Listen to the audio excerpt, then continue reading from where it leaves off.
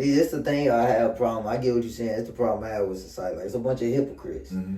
They'll say, just like, I don't want to bring race into it, but let's go into the white man.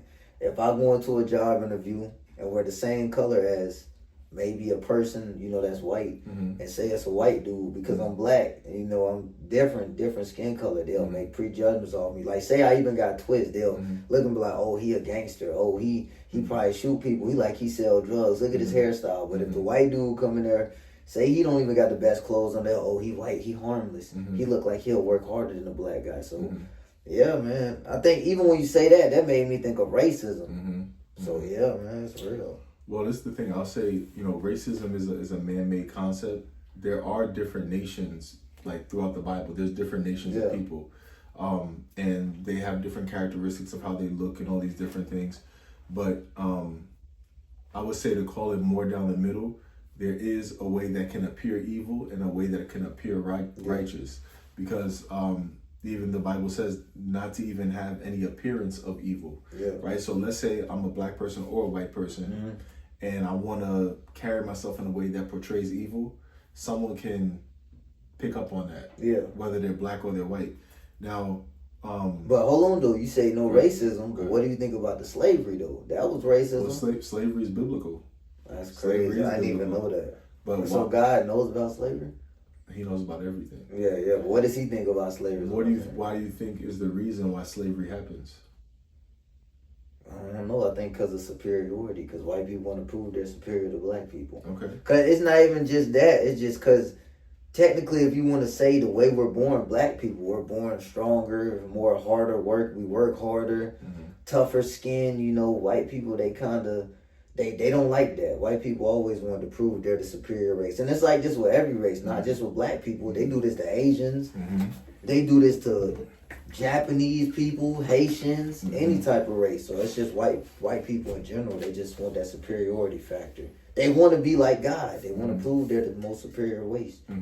They already think God is white. Think about it. So why wouldn't they want to prove that they God themselves? But God, like as you said, maybe He's gonna make a judgment for that. They're gonna have to pay their weight. So everything you explained, is that what the Bible says, or is that what history class taught you? Is that what online says, or just even talking to people? Like, where does that perspective come from? I think it just comes from just years, like you said, history class, them educating us on slavery, and just even not just that, just in general, like you see it today, bro. Like white people still act the same way. It's good white people out here, but it's still other white people out here that act the same way because they want to feel superior. The white man wants to be superior to every other race, especially black, because they know. You see a black man, a white man, the black man is usually more physically superior, so they want to feel superior in their own way. Look at our president. When we only had one, how many black presidents have we had? One.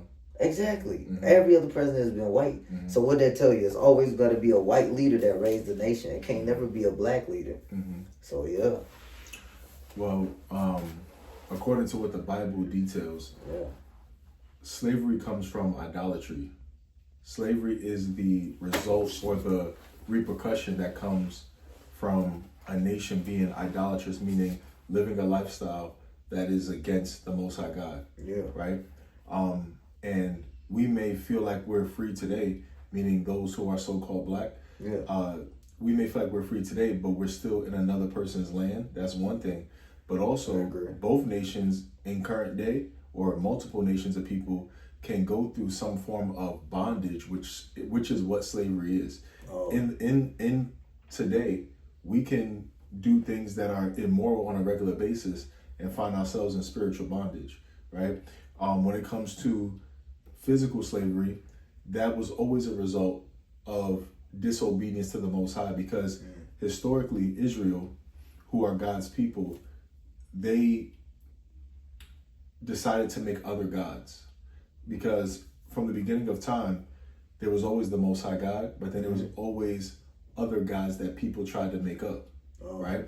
So one thing we have to understand is that if I have a God that I can create, then that's not God, because God creates me.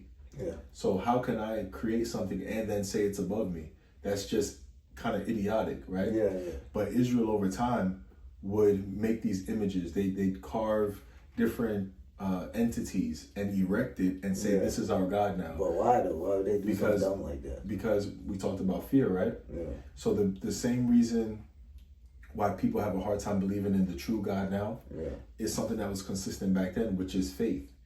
Because you can't physically see the Most High, sometimes people lose their belief in Him. Right. So now I want something I can touch. I want something I can see. I'm going to make this golden calf. And now this is my God, right? But those are gods of wood and stone, as the Bible says, as Abraham told his father. Why do you worship these gods that are of wood and stone? They can't save you. They can't deliver you. They can't do anything for you. But it makes the human mind feel good because it's something I can touch and see. Just like why people worship the stars and the planets and the moon and the sun. That's all age-old things. Yeah. These are things that have happened since the beginning of time. And God hates that because He created us. Yeah. So imagine you have a child, right? You raise them, you give him everything. You've been protecting him from day one. And he says, you're not my dad. This guy's my dad. And he's cursing you. And everything you did for him, he's giving this other guy credit for that. Blasphemy, For years. And you're being patient, like, he just doesn't understand right now. Yeah. And then he just pretty much spits in your face, disrespects you. Every time he sees you, he finds a way to put you down. Eventually, you're going to have to handle your business, right? So the Most High, because His children, Israel, who are the descendants of Abraham, they have historically had moments in time where they were utterly disrespectful to the Most High, to the degree of child murder, to the degree of killing one another, to the degree of sorcery and witchcraft, where they would put themselves under spells. A whole lot of things that they did to be disobedient to the Most High. Sound like today. Right. So we still, and those things are promoted today, right? So now, after all those years, the Most High says, okay, you want to be like those nations because you got those behaviors from the other nations, because their gods, who are evil deities, said, this is how you worship us, which are different forms of sin. Yeah. So different forms of sin are all attached to evil principalities, right? So when we operate or act those things out, we're now in agreement with those deities. So God is all light and there's no darkness in Him. I believe that's 1 John. But basically, after a period of time, He says, okay, that's what you really want. I'm gonna give you over to them.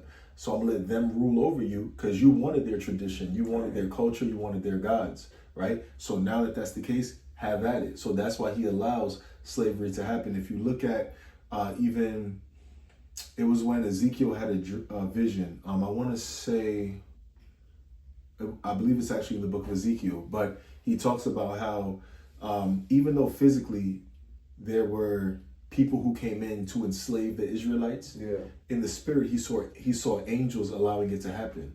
So he saw angels with a sword drawn, and he saw them carrying all these functions out that the naked eye, the non-spiritual eye, would just see a man doing it, but it's the angels that have the authority by God to have all these events carry out, and they're the ones really running it, that allows that pretty much debilitated the Israelites and caused them to be carried away into Babylon, right? So Babylon is a big event in history, the carrying away into Babylon, that is, where the Israelites were carried away from Judah into the territory called Babylon under King Nebuchadnezzar.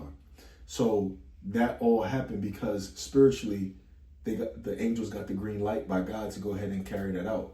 So it's all spiritual. But what we're taught now in history class or with friends or whoever we talk to, see it all physically. See why this thing is wrong physically. See why it's a race thing and all these different things. It really is all a spiritual thing, and everything is spiritual.